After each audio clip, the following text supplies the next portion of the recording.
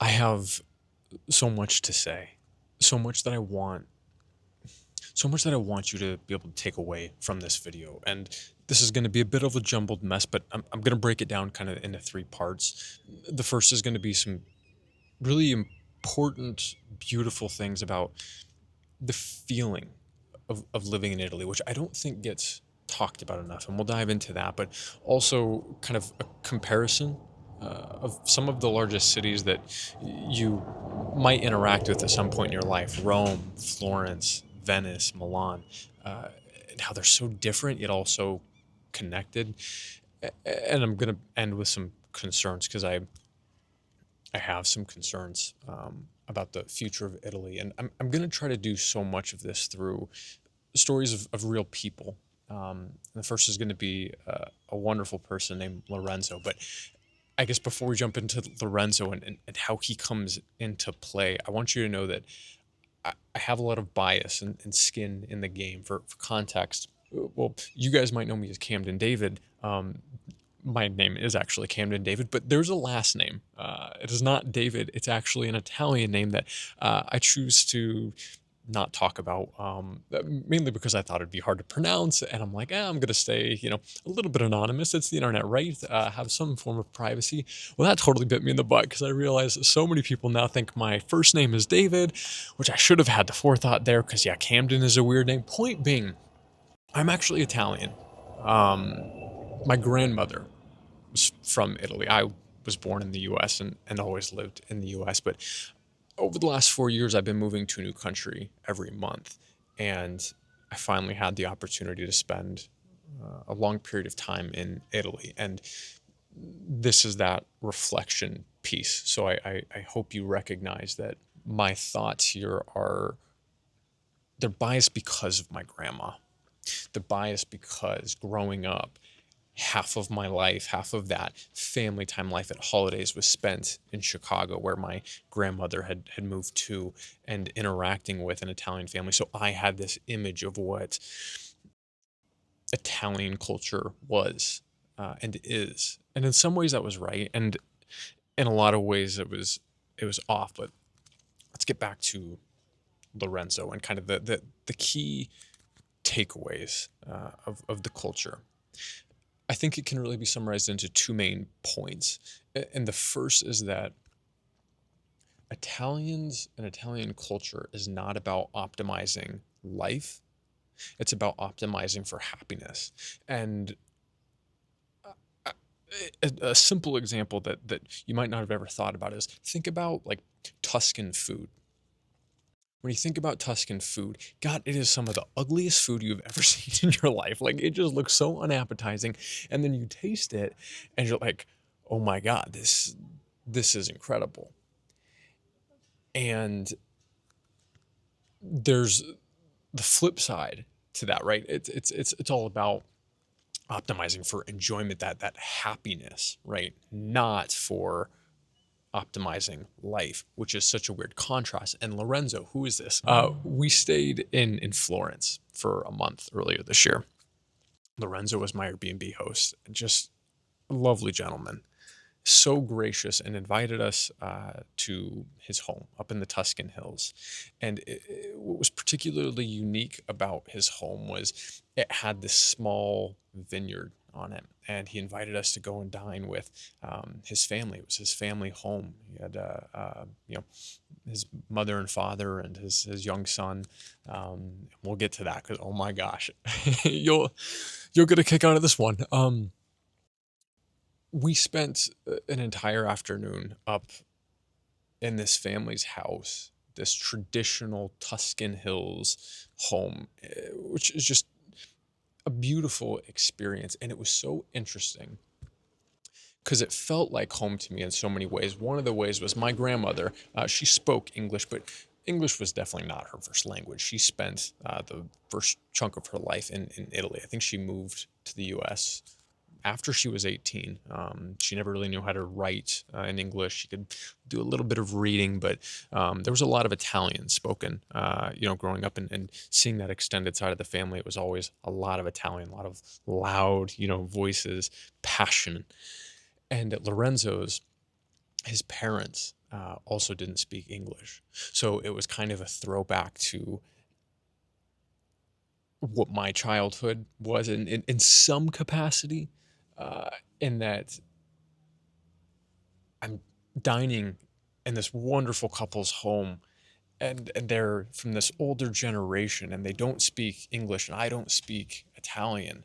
So I'm using Lorenzo and his wife to translate and communicate with these people, and the conversation was so beautiful, and we talked about so many different things, so much about Italian culture and that optimizing for happiness. And so fascinating, because one of the things that we discussed quite a bit was the changes in the world and the changes in Italy, which I'll get kind of back to later on with some concerns. But Lorenzo's father had spent a career kind of in printing, making the paper where beautiful works of art and literature would have been put on, not the type of paper that you and I would read a book on today, stuff that you and I would consider to be art.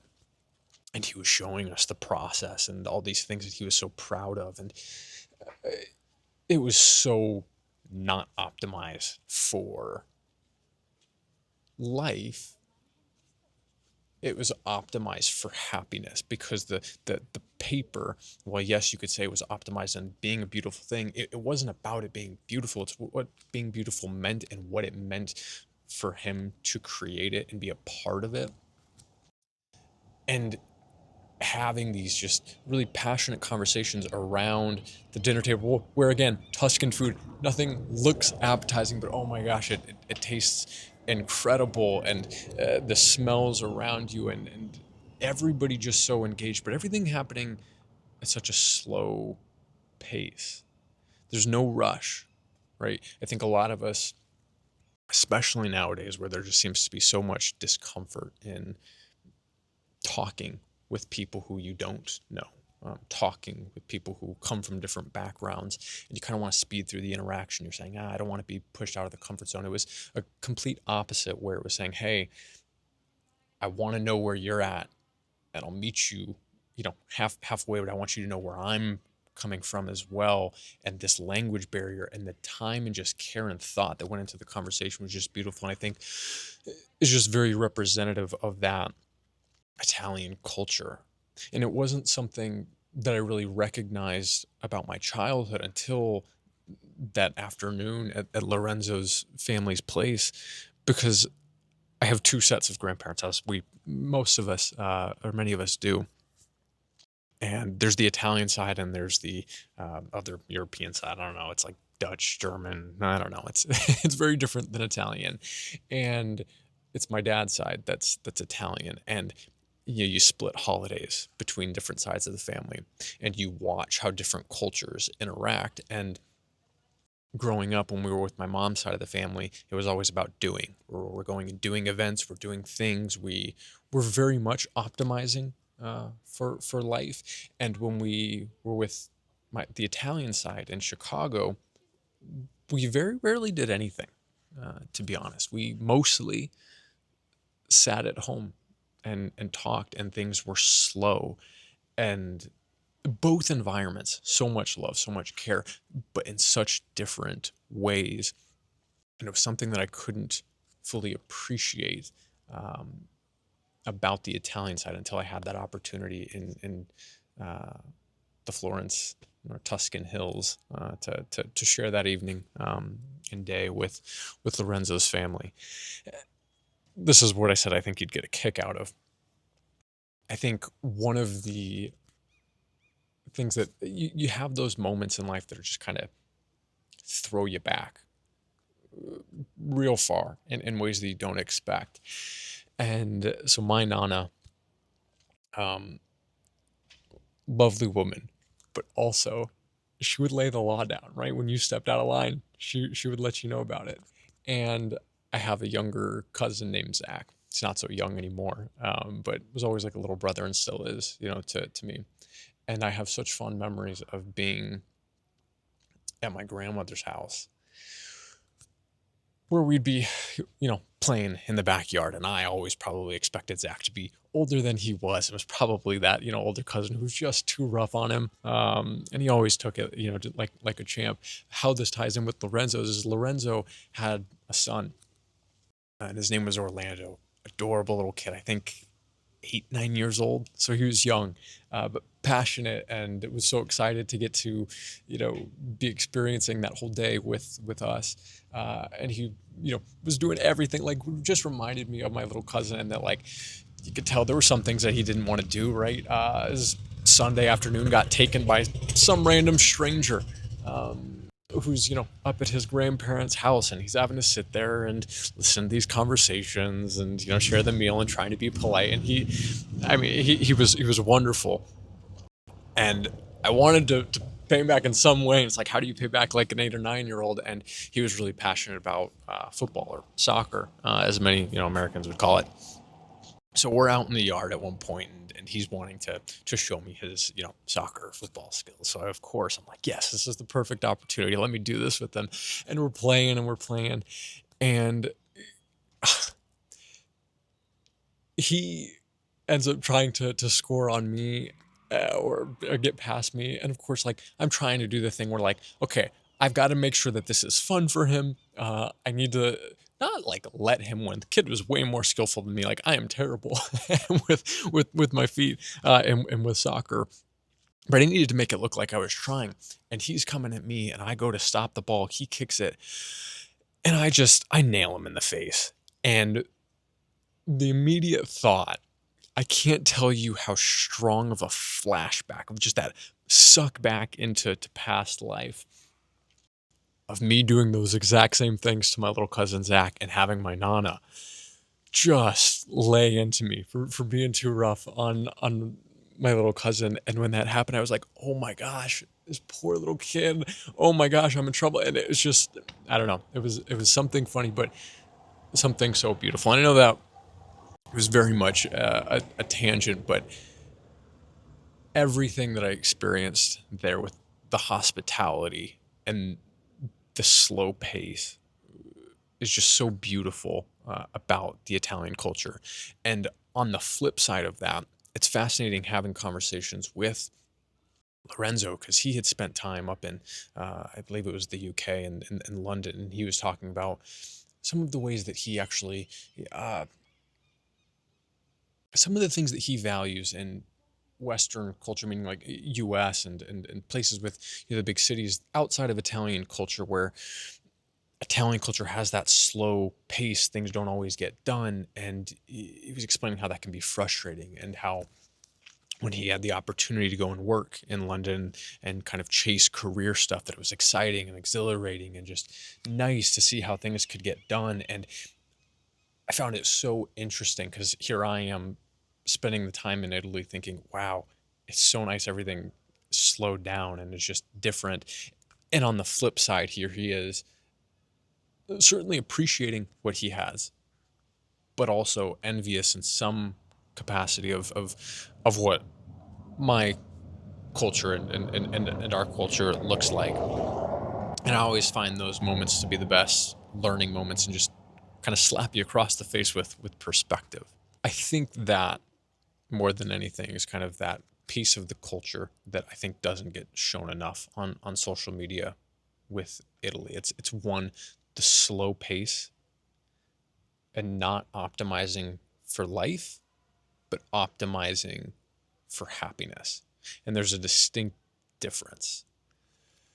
Second part, because I know that was a bit rambly, I want to talk about some of the cities, because I spent so much time in so many wonderful places in Italy. But I want to talk about the big ones that most travelers are going to hopefully have the opportunity to experience: Rome, Florence, Milan, and Venice.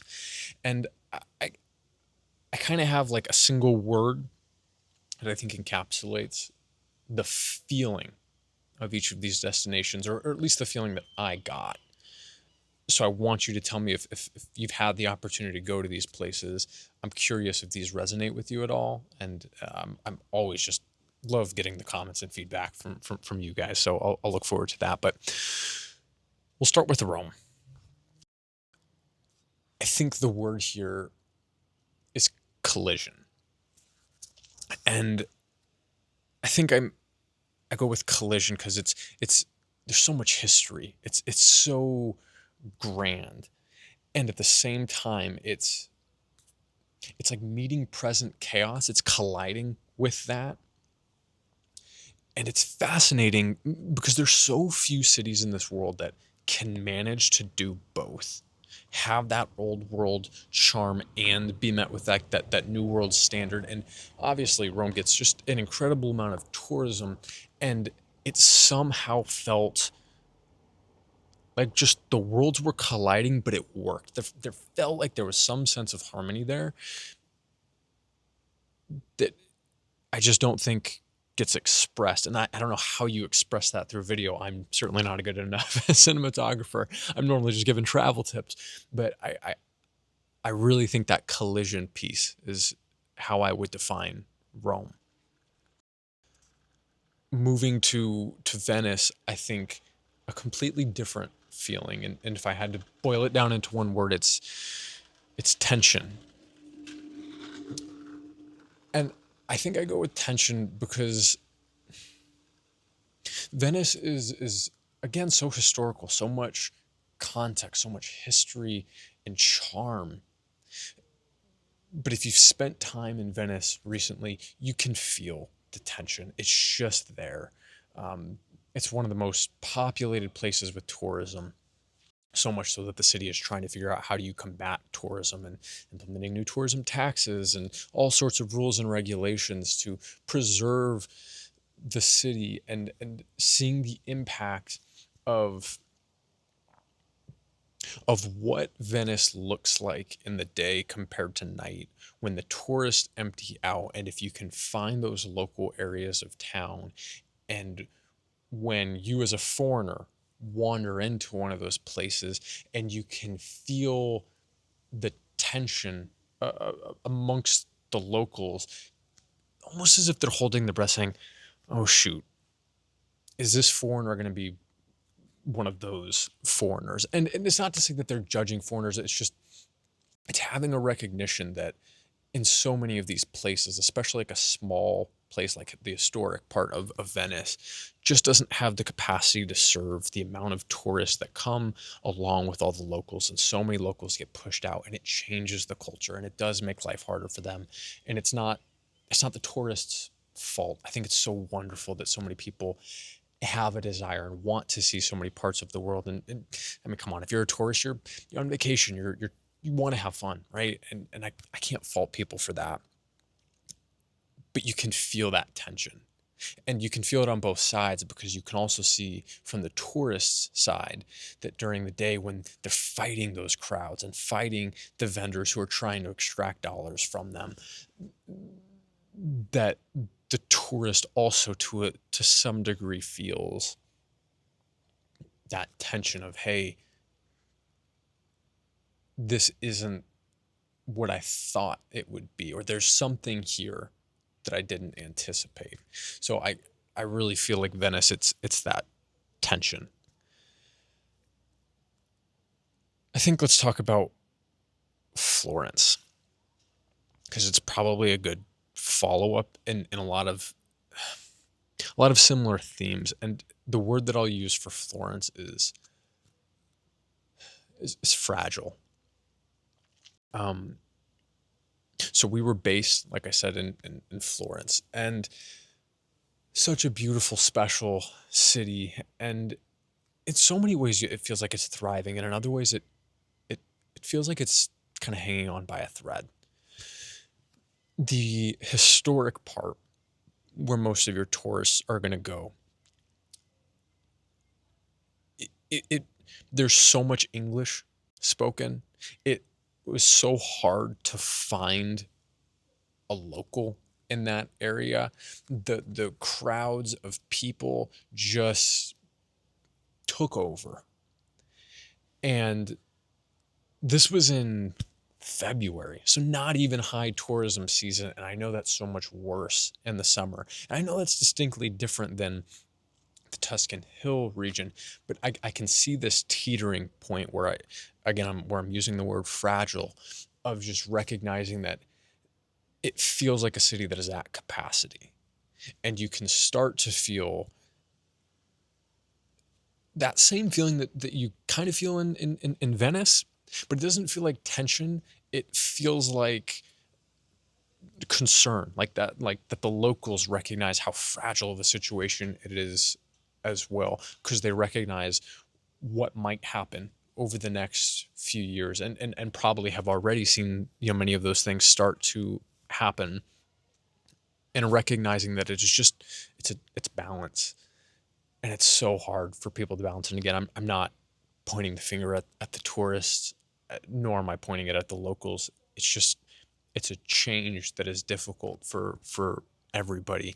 And in a city that has so much just beauty, so much history, so much charm, it's almost poetic that it feels fragile, because it isn't all art. And you know, let's talk about Milan. Milan, I think the word that I'll use is balance. Milan, I think, is unique in a sense that, one, it gets overlooked. Most tourists, Milan is not that top Italian destination for them, and I understand why. I also think it is hugely underrated, uh, and I could see that changing over the next decade. It's a large enough city with enough appeal to tourists where there's infrastructure for it, and people can still be excited and looking forward to engage with the tourists, while at the same time there's a balance. You can wander into a local area of Milan and have little to no fear that you're going to be interacting with other tourists. And it feels like there's that balance that has been found because the pressure maybe just hasn't been applied in the same way. Maybe it's the size of the city, maybe it's the modernness of the city. It's this beautiful balance of old world and new. And everything in Milan screamed. Actually, I take that back. Everything exuded balance. Is that a phrase? I don't know. You understand what I stood. Everything felt balanced. The food, it's a little bit, just a little bit prettier. Wasn't the ugliest stuff. Still tasted great, but it was that balance between both. The tourism infrastructure uh, felt like it could hold everybody, and it felt like tourists were enjoying the parts of the city that they were exploring, and it didn't feel like the locals felt that imbalance. And I think it's just fascinating to think about with these four cities, how and why they feel the way they do, and where they will head in the future. So, kind of jumping into part three, my worry, and I imagine you can already kind of guess where I'm going with this, and this is kind of a recurring theme in a lot of these unfiltered videos. I'm concerned about how we as society, I'm not talking Italians, I'm not talking Americans, I'm talking about humans, how we balance the wonderful aspects of tourism and people wanting to learn and experience, while also preserving the things that are worth preserving about these old world cities, about the art, about the people, about the culture, and recognizing that in Italy specifically, they are dealing with challenges. They are dealing with a population decline, which I know I talked about in my Japan unfiltered series, and obviously, like, this isn't something new, right? Like, we've all seen, right? You've probably seen the programs of, hey, you can buy a old house in Italy in the Tuscan, or not Tuscan hills, but in the countryside for $1, or €1, and you do have people going and doing that. They're trying to revitalize these rural parts of the country that are just struggling because that population decline, and there's so many factors, and I'm not going to act like I'm an expert or anywhere close to it, but I do worry about what happens to that culture, not just in Italy, but in any country that is inevitably going to deal with change. Because again, change is not inherently bad. It's a part of life, but it can also be painful. And I feel like so much of my headspace and time and energy goes into thinking, what role am I playing in that, and does this channel play in that, and how can I have the impact that I would hope to have, and to not make the problems worse, or to not make the pain worse for those who are most susceptible to it. And I hope that through all of it, I hope that the Italian culture of optimizing for happiness sticks. I hope that we all collectively recognize the value and importance of preserving that slow pace of life, and not demanding as tourists that things speed up to our desired pace of life, um, because I feel like that's a trap that we could easily fall in. So, anyways, I know I've rambled a lot. I'm so grateful for this community, and I can't wait to read the comments and engage. I want to know if you've been to any of the cities. Do you identify with the words that, did you get the same feeling of how I described some of those places? Um, and also, what has been that moment for you that has pulled you back to whatever culture you come from? Because I'm sure we've all had that moment where we get yanked in a direction that we just didn't anticipate, and kind of have that shift in perspective slap you across the face. So I'm curious to learn from you all. Um, I'm looking forward to it. Thanks, guys.